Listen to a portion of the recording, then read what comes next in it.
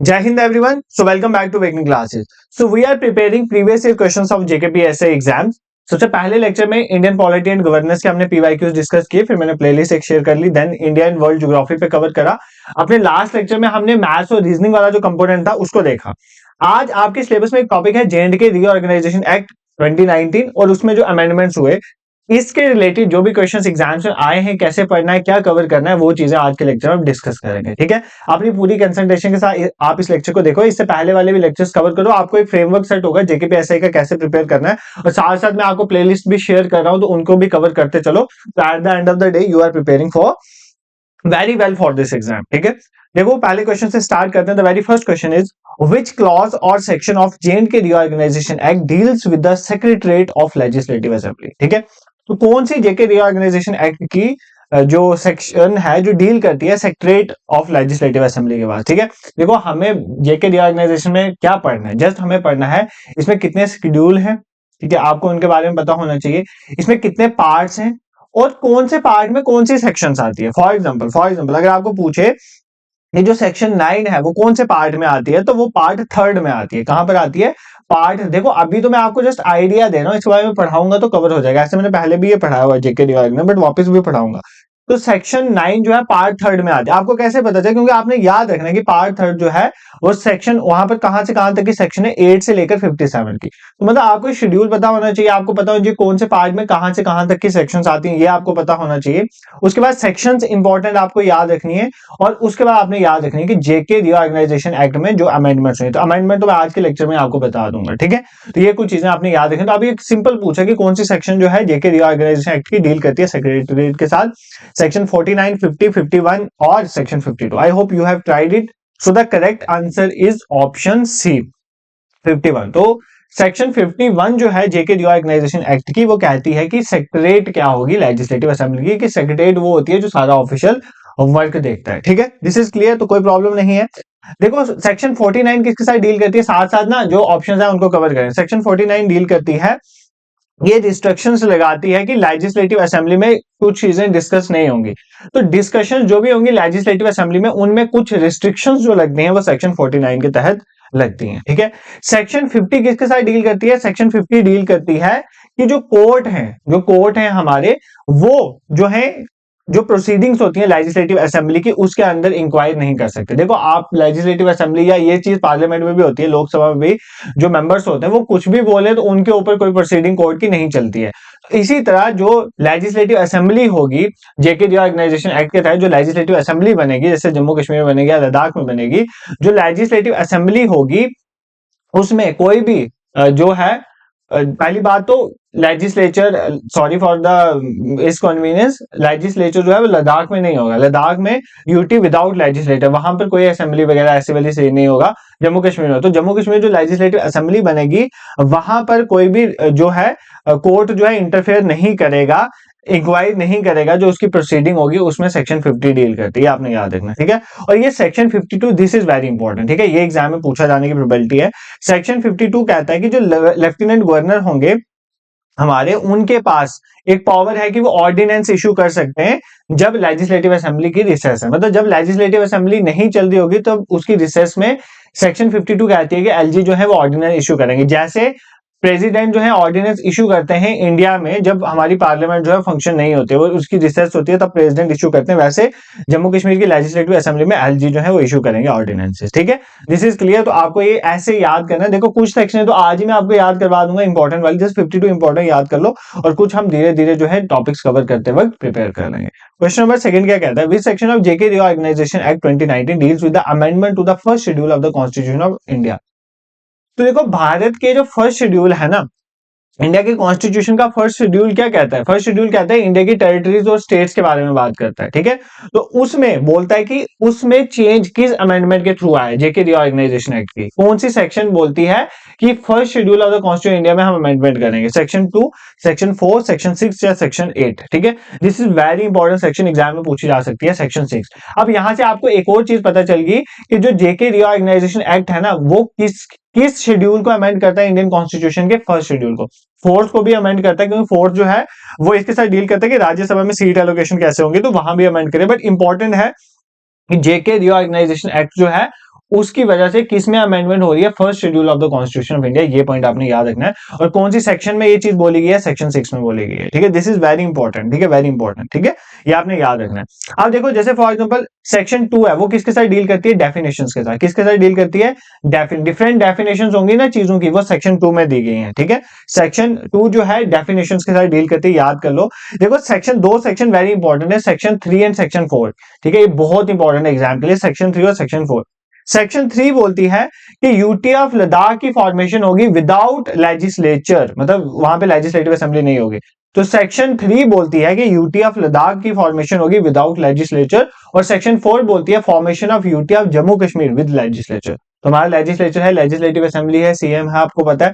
तो सेक्शन 4 इस चीज के साथ डील करता है। सेक्शन 3 कहती है formation of UT of Ladakh without legislature.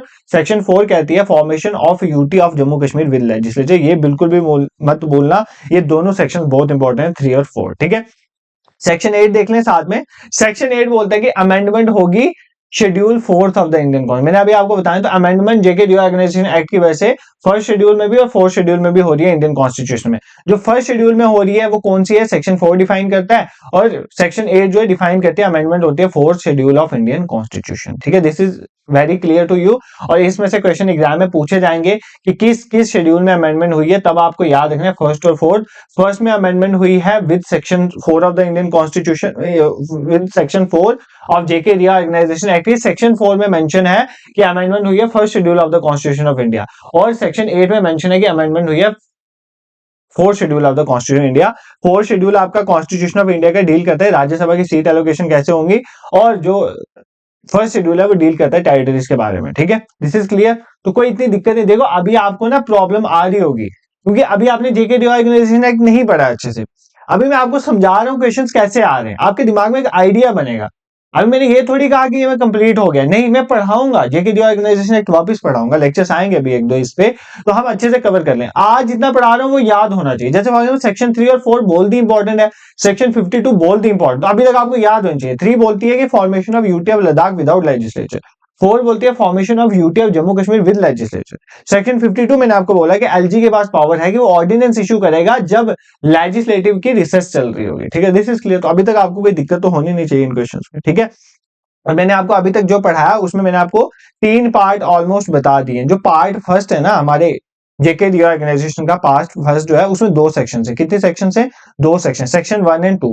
तो मतलब पहली 2 सेक्शन पार्ट 1 में आती है। सेक्शन 1 जो है वो डील करती है टाइटल्स के साथ, ये याद कर लो। और सेक्शन 2 जो है वो डील करती है डिफरेंट डेफिनेशंस के साथ। किसके साथ डील करती है, डिफरेंट डेफिनेशंस के साथ। ये तो नहीं बोलेगा। सेकंड पार्ट जो है, पार्ट सेकंड, देखो पार्ट सेकंड जो है this is very important. Part second और पार्ट थर्ड बहुत इंपॉर्टेंट। पार्ट सेकंड जो है उसका नाम है reorganisation of the state of J and K. क्या, reorganisation of the state of J and K. इसमें कितने सेक्शंस आएंगे, सेक्शन 3 से लेकर 7 तक। कहां से कहां तक, 3 से लेकर 7 तक। पार्ट थर्ड जो है, देखो सारे पार्ट तो नहीं बताऊंगा, अभी 2-3 बता रहा हूं, बाकी कवर कर लेंगे। पार्ट थर्ड जो है, पार्ट थर्ड का नाम है रिप्रेजेंटेशन इन द लेजिस्लेचर। मतलब लेजिस्लेचर में कितनी रिप्रेजेंटेशन होगी, क्या होगी, कैसे होगी, ये सब चीजें। इसकी सेक्शंस आपको याद रखनी है 8 से लेकर 57। तो भाई 8 से 57 तो यहीं पर है। अगर पूछे सेक्शन 43 कौन से पार्ट में, तो पार्ट 3 में, क्योंकि आपने याद कर लिया होगा 8 से 57 कौन से पार्ट में, पार्ट 3 में। इस तरह से आपने चीजों को याद कर लेना है। ठीक है, दिस इज क्लियर। देखो नेक्स्ट क्या है, section 41 of the J and K reorganisation act 2019 deals. अगर मैं पूछूं सेक्शन 41 कहां पर आती है, तो सेक्शन 41 पार्ट थर्ड में आती है। क्यों, क्योंकि पार्ट थर्ड में 8 से 57 तक चल रही है। बताओ सेक्शन 41 किसके साथ डील करती है, एनुअल फाइनेंशियल स्टेटमेंट, मतलब बजट जो होगा जम्मू कश्मीर का उसके साथ डील करेगा। अप्रोप्रिएशन बिल के साथ, बिल रिजर्व फॉर कंसिडरेशन के लिए, procedure as to lapsing of bill, bill lapse होंगे तो उसके प्रोसीजर के साथ डील करेगा। बताओ कौन सा है सेक्शन 41 किसके साथ डील करता है। ठीक है, तो हमारा सेक्शन 41 डील करता है, option A is the correct answer, annual financial statement के साथ, जिसको बजट बोलते हैं। ठीक है, देखो कुछ ना ये फाइनेंस के रिलेटेड जो सेक्शंस है ना वो आपके लिए इंपॉर्टेंट है। ठीक है, यहाँ पे लिख लेता हूँ, फाइनेंस के रिलेटेड कुछ सेक्शंस हैं जो आपके लिए इंपॉर्टेंट, जैसे इन शॉर्ट बोल रहा हूँ, याद कर लो, बाकी जब पढ़ाऊंगा ऑल सेक्शंस आएंगे तब हो जाएंगे। जैसे 36 से लेकर ना 45 तक सेक्शन जो है फाइनेंस मैटर के साथ डील करती हैं। ठीक है, ये इंपॉर्टेंट। जैसे 36 बोलती है special provisions as to financial bills. 36 क्या बोलती है, special provisions as to financial bill. 37 बोलता है कि क्या प्रोसीजर होगा लैप्सिंग ऑफ बिल्स का, वो 37 डील करता है। 38 is very important, assent to bills, assent to bills, bills को जो असेंट प्रोवाइड होगा उसके साथ कौन सी सेक्शन डील करती है, सेक्शन 38 डील करती है। ठीक है, मैं सारी बता देता हूं। सेक्शन 39 जो है वो डील करती है कि बिल जो रिजर्व रखे जाएंगे कंसिडरेशन के लिए, ठीक है, बिल रिजर्व रखे जाएंगे कंसिडरेशन के लिए, मींस एलजी की कंसिडरेशन होगी या प्रेसिडेंट की होगी, तो बिल रिजर्व फॉर कंसिडरेशन 39। ठीक है, 40 सेक्शन जो है वो डील करती है कि रिकमेंडेशन क्या रिगार्ड की जाएगी प्रोसीजर की, this is not very important. ठीक है, 41 मैंने आपको बता दी एनुअल फाइनेंशियल स्टेटमेंट के साथ डील करेगी। 42 जो है वो डील करती है कि लेजिस्लेटिव असेंबली में क्या प्रोसीजर होगा, एस्टिमेट्स जो बनते हैं उसके रिलेटेड। 43 डील करती है appropriation bill, this is very important. 43 section किसके साथ डील करती है, अप्रोप्रिएशन बिल्स के साथ, ये भी एग्जाम्स में पूछा जा सकता है। ठीक है, 44 जो है वो डील करती है सप्लीमेंट्री एडिशनल एक्सेस ग्रांट जब चाहिए होता है उसके साथ, और सबसे इंपॉर्टेंट है 45 वोट्स ऑन अकाउंट के साथ डील करता है। ठीक है, ये सारी कुछ जो है फाइनेंशियल मैटर के साथ ही, जिसमें votes on account 45, appropriation bill 43, 44 जो अगर आपको सप्लीमेंट्री या एक्सेस में ग्रांट चाहिए, 38 assent to the bills, these are the very important, तो ये तो आपको याद रखना। और 41 वाली भी आपको याद रखनी, एनुअल फाइनेंशियल स्टेटमेंट। तो ये कुछ फाइनेंस के रिलेटेड थी। तो देखो अब आपने ये कवर कर लिया, तो अब आपको अगर कोई भी पूछेगा फाइनेंस के रिलेटेड आप कर रहे हो, जैसे यहाँ पर 41 थी तो एनुअल फाइनेंशियल स्टेटमेट आपने कर लिया। अगर आपको एप्रोप्रिएशन बिल पूछता तो एप्रोप्रिएशन बिल की मैंने आपको कौन सी बताई, 43rd आप करते। अगर बिल रिजर्व फॉर कंसिडरेशन के लिए तो वो 39 था। लैप्सिंग ऑफ द बिल्स का प्रोसीजर जो है वो 37 में है। ठीक है, तो ये सारी चीजें, सॉरी ये 37 में है, तो ये चीजें आपने इस तरह से याद करनी है। ठीक है, moving towards next question. Next question आपका क्या कहता है, एज पर JK reorganisation act 2019 an administration will be appointed under article 239 of the constitution India for the UT of Jammu and Kashmir and he she shall be designated. कुछ नहीं है, बोला है जेके रीऑर्गेनाइजेशन एक्ट में बोला गया कि एक एडमिनिस्ट्रेटर अपॉइंट किया जाएगा, कौन से आर्टिकल के तहत, आर्टिकल 239 के तहत। ठीक है, और ये पूछ रहा है कि उसको क्या बोलेंगे जम्मू कश्मीर में। ठीक है, यूटी एडमिनिस्ट्रेटर बोलेंगे, लेफ्टिनेंट गवर्नर बोलेंगे उसको, या डिप्टी गवर्नर बोलेंगे, या एडवोकेट गवर्नर, तो उसको बोला जाएगा लेफ्टिनेंट गवर्नर, एलजी बोलते हैं, आप सबको पता है। ठीक है, एलजी बोला जाता है उसको। तो सेक्शन कौन सी है जिसमें ये चीज लिखी गई है, तो सेक्शन 14 सब सेक्शन 1, 14 की कुछ सब सेक्शन है, तो सेक्शन 14 की जो सब सेक्शन 1 है उसमें ये बोला गया है कि लेफ्टिनेंट गवर्नर जो है उनको बोला जाएगा। ठीक है, moving towards your next question, identify the clause of JK reorganisation act that specify the condition that could result in the disqualification of membership from the legislative assembly. मतलब लेजिस्लेटिव असेंबली में members अभी select हुआ ना, उनकी disqualification हो सकती है, तो वो कौन से सेक्शन में बोला गया, क्या क्या क्राइटेरिया है जिस कंडीशंस के बेसिस में उनकी डिस्क्वालिफिकेशन हो सकती है। सेक्शन 22, 24, 26 और 27, this is a very important question, ये बहुत इंपॉर्टेंट क्वेश्चन। डिस्क्वालिफिकेशन के साथ सेक्शन जो है 27 डील करती है जेके रीऑर्गेनाइजेशन एक्ट की, आप याद करोगे। ठीक है, सेक्शन 22 किसके साथ डील करती है, सेक्शन 22 डील करती है कि मिनिस्टर और एडवोकेट जनरल के क्या राइट्स हैं लेजिस्लेटिव असेंबली के करस्पॉन्डिंग, मतलब as respect to legislative assembly जो मिनिस्टर्स हैं और जो एडवोकेट जनरल हैं उनके क्या राइट्स हैं, ये डील करता है section 22। Section 24 is also very important, oath और अफर्मेशन, जो ओथ लेंगे ना मेंबर्स जो होंगे लेजिस्लेटिव असेंबली के, जो ओथ एंड अफर्मेशन होगी उसके साथ सेक्शन 24 डील करता है, ये चीज भी आपने याद करनी है। और सेक्शन 26 डील करता है वेकेशन ऑफ सीट्स के साथ। ठीक है, सीट्स का वैकेंस होगी उसके साथ डील करता है। ठीक है, और 24 इंपॉर्टेंट है, याद कर लो। 22 बोलता है कि मिनिस्टर एडवोकेट जनरल के क्या राइट है as respect to legislative assembly. ठीक है, this is clear. Moving towards to the next question, identify the clause of J&K Reorganization Act that highlights the rights of Minister and Advocate General as respect to Legislative Assembly of the Union Territory of Jammu Kashmir। अभी मैंने आपको रटाया यार, मैंने बोला ये important है, इसमें से क्वेश्चन पूछा जाएगा, तो ये क्वेश्चन है, इसका आंसर है ऑप्शन बी 22। ये तो ऑलरेडी मैं अभी आपको बता चुका हूं कि सेक्शन 22 बोलती है कि मिनिस्टर्स और एडवोकेट जनरल जो होंगे लेजिस्लेटिव असेंबली के, उनके क्या राइट्स होंगे with respect to legislative assembly of the UT of Jammu Kashmir, तो उसके साथ सेक्शन 22 डील करती है। ठीक है, सेक्शन 20 ये भी इंपॉर्टेंट है। सेक्शन 20 क्या बोलती है, सेक्शन 20 बोलती है कि स्पीकर और डिप्टी स्पीकर, देखो अगर आप एक रेजोल्यूशन चला रहे हो कि स्पीकर या डिप्टी स्पीकर को रिमूव करना है, उस टाइम में स्पीकर और डिप्टी स्पीकर प्रिसाइड नहीं कर सकते। ठीक है, क्योंकि स्पीकर और डिप्टी स्पीकर का ही तो काम है प्रिसाइड करना। ठीक है, एक लेजिस्लेटिव असेंबली को, तो स्पीकर और डिप्टी स्पीकर तब प्रिसाइड नहीं कर सकते जब उनको हटाने का रेजोल्यूशन चल रहा होगा। मतलब इस स्टेटमेंट, ये सेक्शन ये कहती है कि स्पीकर और deputy speaker do not preside while a resolution for his removal from the office is in consideration। ठीक है, तो सेक्शन 20 इसके साथ डील करती है। बाकी तो मैंने आपको बता दिया, ये सारी सेक्शन 24, 26 अभी ऊपर बताई।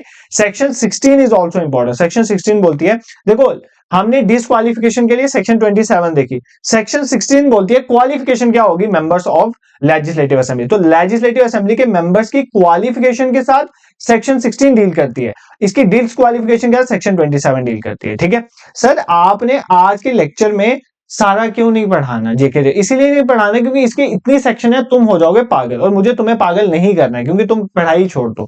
ठीक है, फिर तुम ऐसे डर के पढ़ाई करोगे, ऐसा नहीं करना है। हमें आज सिर्फ उतनी सेक्शन याद करनी है जो इस पेपर में आई है, पेपर में जो इंपॉर्टेंट, जैसे सेक्शन 3 इंपॉर्टेंट है, 4 इंपॉर्टेंट है, 20 इंपॉर्टेंट है, जस्ट अभी बता रहा हूं, फिर 16 इंपॉर्टेंट है, 27 इंपॉर्टेंट है, 41 इंपॉर्टेंट है, 43 इंपॉर्टेंट है प्रिपरेशन बिल वाली, 41 इंपॉर्टेंट है 5। तो जो जो इंपॉर्टेंट है वो भाई अभी याद कर लो।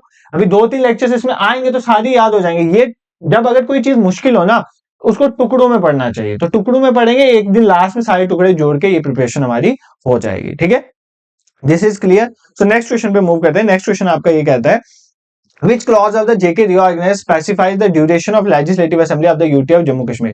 जम्मू कश्मीर यूटी की जो लेजिस्लेटिव असेंबली है उसकी ड्यूरेशन 5 साल की है, कौन सी सेक्शन में लिखा गया है? सेक्शन 27 डिस्क्वालिफिकेशन के साथ डील करते हैं, ये तो ऑलरेडी पढ़ चुके हैं। सेक्शन 20 जो है वो डील कर रहा था किसके साथ? सेक्शन 20 डील कर रहा था हमारा, सेक्शन 20 किसके साथ डील कर रहा था? सोचो, सेक्शन 20 आई थिंक डील कर रहा था कि जो हमारे मिनिस्टर्स होंगे, कहां गया यार, हाँ, ये मिनिस्टर्स और एडवोकेट जनरल जो होंगे उनको लेजिस्लेटिव असेंबली के तरफ क्या राइट्स है, तो वो सेक्शन 20 उसके साथ डील कर रहा था। ठीक है, तो ये भी नहीं होगा। सेक्शन 40 जो है ना वो डील करता है किसके साथ? कि लेजिस्लेटिव असेंबली जो होगी यूटी ऑफ जे उसकी कंपोजिशन क्या होगी। ठीक है, एक लेजिस्लेटिव असेंबली होगी यूटी ऑफ जम्मू कश्मीर के लिए, उसकी कंपोजिशन क्या, इसकी सब सेक्शन थी, जैसे 14(1) एक सब सेक्शन पर थी, तो इसमें वो है। तो इनमें से कोई भी आंसर, बेसिकली ये क्वेश्चन जब सेट किया गया इसका एक ऑप्शन इरेज हो गया, वही इस क्वेश्चन का आंसर था। इस क्वेश्चन का आंसर है सेक्शन 17, ये याद कर लें। कौन सा आंसर है? सेक्शन 17। सेक्शन 17 बोलती है कि ड्यूरेशन क्या होगी legislative assembly of the UT of Jammu Kashmir, तो कितनी ड्यूरेशन होगी?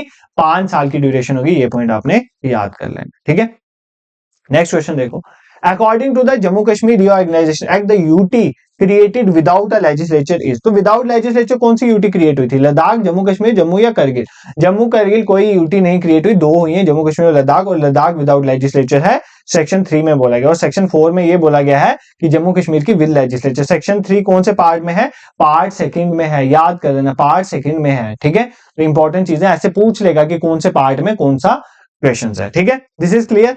तो अभी तक कोई प्रॉब्लम नहीं है। देखो यार, मतलब इतना इजी पढ़ा रहा हूं और इंपॉर्टेंट पढ़ा रहा हूं, ये रटने वाली चीज है, इसमें कुछ नहीं है ऐसा कि आप, बट ये है कि जब आप किसी चीज को बार बार सुनते हो और सामने देख भी रहे हो तो आपके दिमाग में बैठने की प्रोबेबिलिटी बढ़ जाती है, इसलिए मैं आपको साथ साथ चीजें बताने की कोशिश कर रहा हूं। जेएंडके रीऑर्गेनाइजेशन एक्ट 2019 जो है, तो जूम इन कर लेते हैं ना थोड़ा। जेके रीऑर्गेनाइजेशन एक्ट 2019 जो है उसमें सर्टेन चेंजेस किए गए स्टेट्स और यूटीज में, सेक्शंस ऑफ द कॉन्स्टिट्यूशन। तो कॉन्स्टिट्यूशन की कौन सी सेक्शन है जो स्टेट और यूटीज के साथ डील करती है? मैंने अभी आपको बताया था कि कौन सा कॉन्स्टिट्यूशन का कौन सा पोर्शन है, जो कौन सा शेड्यूल है जो स्टेट एंड यूटी के साथ। तो पहला शेड्यूल ही है जिसका नाम है स्टेट्स टेरिटरीज, वही जो है चेंज हो रहा है। Accordingly which of the following schedule of the constitution India has been amended, तो कौन सा अमेंड किया गया होगा? फर्स्ट, सेकंड, थर्ड और फिफ्थ। मैंने आपको ऑलरेडी बता चुका हूं कि फर्स्ट और फोर्थ शेड्यूल में अमेंडमेंट हुई है, और फर्स्ट शेड्यूल जो है बेसिकली उसमें चेंज हुई है क्योंकि फर्स्ट शेड्यूल जो है वो स्टेट्स और यूटीज के साथ ही डील करता है। ठीक है, इंडिया कॉन्स्टिट्यूशन का, तो ये पॉइंट आपने याद रखना है। ठीक है, मूविंग टू नेक्स्ट क्वेश्चन क्या कहता है? एज पर the Jammu and Kashmir reorganisation act 2019 के तहत how many women representatives can be nominated to legislative assembly of the UT of Jammu and Kashmir, तो कितनी वुमेन जो है वो नॉमिनेट की जा सकती हैं, किसके द्वारा? एलजी के द्वारा। ठीक है, पहली बात तो जेएंडके रीऑर्गेनाइजेशन ये एक्ट ये बोलता है जो लेफ्टिनेंट गवर्नर हैं वो 2 वुमेन को अपॉइंट कर सकते हैं। ठीक है, नॉमिनेट कर सकते हैं, किसमें? लेजिस्लेटिव असेंबली में। अगर उनके ओपिनियन में ये लगता है कि वुमेन कम है, उनकी वुमेन कम है लेजिस्लेटिव असेंबली, तो 2 वुमेन को नॉमिनेट कर सकते हैं। ठीक है, ये आपने याद रखना। तो कितने वुमेन आ गई? Option A 2 is the correct answer. ये पॉइंट आपने याद रखना, दिस इज इंपॉर्टेंट। तो और कौन अपॉइंट करते हैं? लेफ्टिनेंट गवर्नर अपॉइंट करते हैं, ये पॉइंट आपने याद रखना है। ठीक है, नेक्स्ट क्वेश्चन देखो, कहता है एज ऑफ 2021 पे जम्मू कश्मीर रीऑर्गेनाइजेशन एक्ट में कितनी सेक्शन है, कितने शेड्यूल्स है? ये इंपॉर्टेंट क्वेश्चन है। देखो, जेएनके रीऑर्गेनाइजेशन एक्शन में एट प्रेजेंट, अगर 2021 की बात कर रहा हूं, एजुकेशन है, उसमें कितनी सेक्शन है? 103 सेक्शन है, 5 शेड्यूल हैं, और कितने पार्ट्स हैं? 14 पार्ट्स हैं। ठीक है, ये जब मैं आपको इन डेप्थ पढ़ाऊंगा, मैं पार्ट से बीच में आपको रिवाइज, ऐसे मैंने जेके रीऑर्गेनाइजेशन एक्ट पे एक वीडियो लाइव भी हुई है, मैं कोशिश करूंगा कि वीडियो को मैं उधर डाल दूंगा, क्या बोलते हैं, कमेंट सेक्शन में डाल दूंगा और डिस्क्रिप्शन में डाल दूंगा, वहां पर देख लेना अगर आपको कहीं से, और बाकी में इसमें 2-3 वीडियो लाएंगे तो कवर हो जाएगा। तो 103 सेक्शन है और 5 शेड्यूल्स हैं जेके रीऑर्गेनाइजेशन एक्ट में, ठीक है, और 14 पार्ट्स हैं। बट सबसे इंपॉर्टेंट चीज है कि अभी इसमें ना 2023 में अमेंडमेंट हुई है, और अमेंडमेंट इज वेरी इंपॉर्टेंट। तो इसमें अमेंडमेंट मतलब चेंज, क्या चेंज हुए हैं वो आपने याद रखना, ठीक हो। सबसे पहली बात, जो 2023 में अमेंडमेंट हुई है उसमें सबसे पहली चीज क्या हुई कि जो सीट्स थी ना लेजिस्लेटिव असेंबली, पहले सीट थी 107, उसको बढ़ा के कितनी कर दी गई 114, कितनी कर दी गई 114, ठीक है। सीट्स 107 से बढ़ाकर कितनी की गई 114, ये आपने याद रखना है। तो जो पहले 107 सीट्स थी ना उसमें क्या था कि 46 सीट्स किसको दी गई थी, कश्मीर को, 37 दी गई थी जम्मू में, किसको, जम्मू को। 46 कश्मीर को दी गई थी, 37 जम्मू को, और जो बची हुई 24 हैं, 24 बच गई ना, वो किसके लिए थे, पाकिस्तान ऑक्युपाइड कश्मीर वाले रीजन के लिए, ठीक है। तो टोटल कितनी सीट्स थी 107। अब सीट्स बढ़ा के कितनी होगी 114। अब क्या डिवीजन है, अब जो है, अब जम्मू कश्मीर के पास 47 सीट्स हैं, जम्मू के पास 43 सीट्स हैं, और बाकी जो बची हुई 24 सीट्स हैं वो किसके पास हैं, वो पीओके के लिए रखी गई हैं, ठीक है। तो ये आपने याद रखना है। तो आपको याद रखोगे कि सबसे पहली अमेंडमेंट क्या हुई कि 107 से सीटें बढ़ा के 114 कर दी गई, 24 सीटें रिजर्व हैं पीओके के लिए, वो पहले भी इतनी थी अब भी इतनी है, बट पहले कश्मीर के लिए 46 थी, अब कश्मीर के लिए 47, और 37 जम्मू से 43 जम्मू के लिए हो गई। ये चीज आपने याद रखनी है, ठीक है। और अमेंडमेंट में क्या बोला गया, अमेंडमेंट में ये बोला गया कि 9 सीट्स जो हैं वो रिजर्व की जाएंगी किसके लिए, शेड्यूल्ड ट्राइब्स के लिए, और 7 सीट्स जो हैं वो रिजर्व की जाएंगी एससीज के लिए, शेड्यूल कास्ट के लिए। ये भी पॉइंट आपने याद रखना है, ठीक है। इसमें एक और चीज, और क्या पॉइंट बोलेंगे याद कर लो अमेंडमेंट में और क्या हुआ, एलजी जो है वो 2 मेंबर्स नॉमिनेट करेंगे, ठीक है, कश्मीरी माइग्रेंट से। कश्मीरी माइग्रेंट से 2 मेंबर जो है नॉमिनेट होंगे लेजिस्लेटिव असेंबली के। वो कौन नॉमिनेट करेगा, उनको एलजी नॉमिनेट करेंगे, ये पॉइंट आपने याद है। उन 2 में से एक वुमेन होगी, ठीक है। तो 2 जो है वो कश्मीरी माइग्रेंट्स में से होंगे, एलजी नॉमिनेट करें, उसमें से एक वुमेन होना मैंडेटरी है, ये पॉइंट आपने याद रखना है। और एलजी जो है एक पर्सन वो भी नॉमिनेट कर सकते हैं जो डिस्प्लेस्ड हुए थे पीओके से, ठीक है। पीओके से जो रिफ्यूजी है उनमें से भी एक पर्सन जो है नॉमिनेट कर सकते हैं। ये सारे अमेंडमेंट के पॉइंट है जो आपने याद रखने, ये क्वेश्चन आ सकता है अमेंडमेंट में।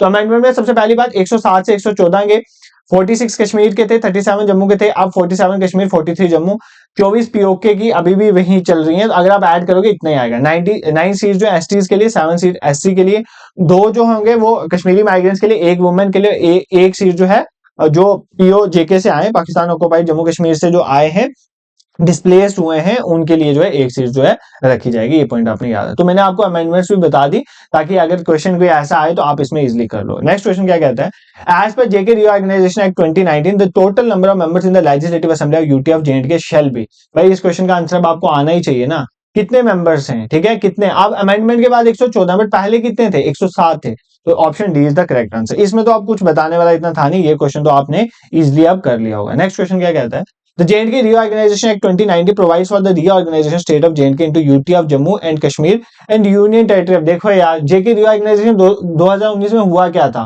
कि जम्मू कश्मीर स्टेट को तोड़ा गया और 2 यूटीज बनाई गई, एक UT of Ladakh without legislation, UT of Jammu Kashmir with legislation. Option B is the correct answer. इसमें कुछ भी नहीं है बताने वाला, ये तो अब सिंपल चीजें हैं जो आप इजिली कर लोगे, ठीक है। नेक्स्ट क्वेश्चन में मूव करते हैं। विच section of the J&K Reorganization Act is about the inconsistency between laws made by the parliament, laws made by the legislative assembly। अगर लेजिस्लेटिव असेंबली और पार्लियामेंट के बीच में जो लॉज दोनों ने बनाया उसके बीच में इनकॉन्स्टिट्यूएंसी आती है, तो उसके बारे में कौन सी सेक्शन में लिखा गया है ये पूछ रहा है, ठीक है। सेक्शन 31, सेक्शन 15, सेक्शन 79, सेक्शन 35, कौन सी सेक्शन में लिखा गया है, करो ट्राई, खुद करो, आपने पढ़ा होगा जेके रीऑर्गेनाइजेशन एक्ट, तो सेक्शन 35, ठीक है। देखो यार यहाँ पर ना सबसे इंपॉर्टेंट सेक्शन है section 15, section 79 sorry, section 79 deal करती है जो एडवोकेट जनरल होंगे यूटी ऑफ जम्मू कश्मीर में, advocate general of UT of J&K. This is a very important section for you. Advocate general कौन होते हैं, मतलब जो लॉ के मेंबर होंगे यूटी ऑफ जेएंडके में मिनिस्टर्स के बाद, तो लॉ मेंबर्स को एडवोकेट जनरल बोला जाता है, ठीक है। और ये बेसिकली ना इसी में ये भी पूछ सकता है कौन से पार्ट में, पार्ट 9 में। क्यों पूछ सकते हैं, क्योंकि पार्ट 9 में एक ही सेक्शन है 79 जो एडवोकेट जनरल के साथ डील करती है, ठीक है। सेक्शन 31 डील करती है सैलरीज एंड अलाउंस क्या होंगे मेंबर्स के, salary and allowance of the members के साथ सेक्शन 31 डील करती है, ये आपने याद रखना है। और सेक्शन 15 जो है वो वुमेन की रिप्रेजेंटेशन कितनी होगी उसके साथ डील करती है। तो this is also very representation of women के साथ, रिप्रेजेंटेशन ऑफ वुमेन के साथ कौन सी सेक्शन डील करती है, सेक्शन 15 डील करती है। ये भी आपने रट लेना एग्जाम के लिए, ठीक है। This is clear. Section 15 deals with the representation of women. Section 35 जो है वो बताती है इनकंसिस्टेंसी अगर होती है between the laws made by parliament and the laws made by legislative assembly. Section 31 salaries and allowance. Section 79 is very important, it deals with the advocate general UT of J and K और कौन से part में है, part 9 of the Indian constitution. ठीक है, this is clear. Next question देखो, which section of J and K reorganisation deals with the appropriation of bills. भाई ये क्वेश्चन अगर आपको अब भी नहीं आ रहा है इसका मतलब कहीं ना कहीं कमी है। मैं रटा दिया है कि 41 एनुअल फाइनेंशियल स्टेटमेंट के साथ डील करते हो, 43 जो है सेक्शन वो डील करती है किसके साथ, 43 सेक्शन डील करते हैं हमारी एप्रोप्रिएशन ऑफ बिल्स के साथ। इधर आपको पता चल गया होगा कि फाइनेंशियल मैटर्स वाइज जो सेक्शन है this is very important for exam, यहां से क्वेश्चन पूछे जाएंगे। ठीक है, बाकी मैं एक चीज आपको और बताऊं, देखो ये वाला पेपर जो है ये जो आया था ऑफलाइन पेपर, उसके बाद ये ऊपर वाला जो है आपको सामने पता चलिए ये सीबीटी वाला पेपर था। अब सीबीटी वाले में 6 से 8 10 15 शिफ्ट में पेपर हुए होंगे। 15 शिफ्ट में क्वेश्चन फ्रेम करने के लिए कुछ अननेसेसरी क्वेश्चन जो नॉट इंपॉर्टेंट है वो भी आ जाते हैं। तो अब इसीलिए आपको ना कुछ ऐसे क्वेश्चंस भी आए होंगे जो इतने इंपॉर्टेंट नहीं लग रहे। तो मतलब कहने के बाद अब आपका पेपर ऑफलाइन होना है तो मतलब आपको इंपॉर्टेंट चीजों में ज्यादा फोकस करना है, क्योंकि जो पेपर सेट करने वाला बंदा होगा इंपॉर्टेंट चीजें पहले डालेगा, प्रायोरिटी में इंपॉर्टेंट चीजें होंगी, अनइंपॉर्टेंट बाद में। तो इंपॉर्टेंट पे ज्यादा फोकस अपने करना है। ठीक है, and the last question is, आपका लास्ट क्वेश्चन क्या है, नहीं अभी और भी है क्वेश्चन इसके बाद।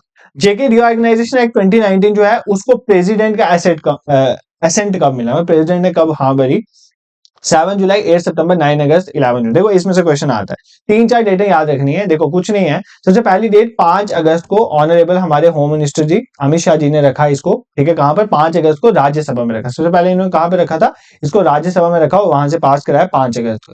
6 अगस्त में इन्होंने इसको लोकसभा में रखा और वहां से पास करवाया। ये याद कर लो, डेट पूछा जाएगा। 9 अगस्त 2019 में इसको असेंट मिला, किसका, प्रेसिडेंट ऑफ इंडिया का। और 31 अक्टूबर, ठीक है, 31 अक्टूबर नेशनल यूनिटी डे वाले दिन 31 अक्टूबर 2019 में इसको क्या किया गया, इसको पास किया गया। ठीक है, इसको जो है बेसिकली फोर्स में आया, ये फोर्स में आया। ठीक है, फोर्स में आया 2019 में, ये डेट आपने याद कर लेनी है। ठीक है, the last question for today's lecture is a list of the central UT of Jammu and Kashmir provided अभी। कौन से शेड्यूल में ये लिस्ट दी गई है कि सेंट्रल लॉज जो है वो एप्लीकेबल होंगे to the UT of Jammu and Kashmir Ladakh. इस क्वेश्चन का आंसर आप मुझे कमेंट सेक्शन में दे दोगे, क्योंकि my battery is going to die, तो आप इस क्वेश्चन का आंसर कमेंट सेक्शन में दे दोगे। ठीक है, पढ़ लो इस क्वेश्चन को। So this is it for today's lecture. I hope आपको ये पसंद आया होगा। इसकी पीडीएफ जो है टेलीग्राम ग्रुप में शेयर हो जाएगी। बाकी लेक्चर जो है आपको प्रोवाइड किए जा रहे हैं, जो 2-3 दिन पहले लेक्चर है उन सबको कवर करो और एक स्ट्रेटेजी बना के पढ़ना स्टार्ट कर दो। बाकी जिस टॉपिक पे आप चाहते हो कि पहले पीवाईक्यूज आए, आप मुझे कमेंट सेक्शन में बता सकते हो। और अगर आपको ये मेरा इनिशिएटिव पसंद आया तो you can support us by subscribing our YouTube channel और शेयर भी कर सकते हो अपने दोस्तों को। This is it for today, thank you so much for watching.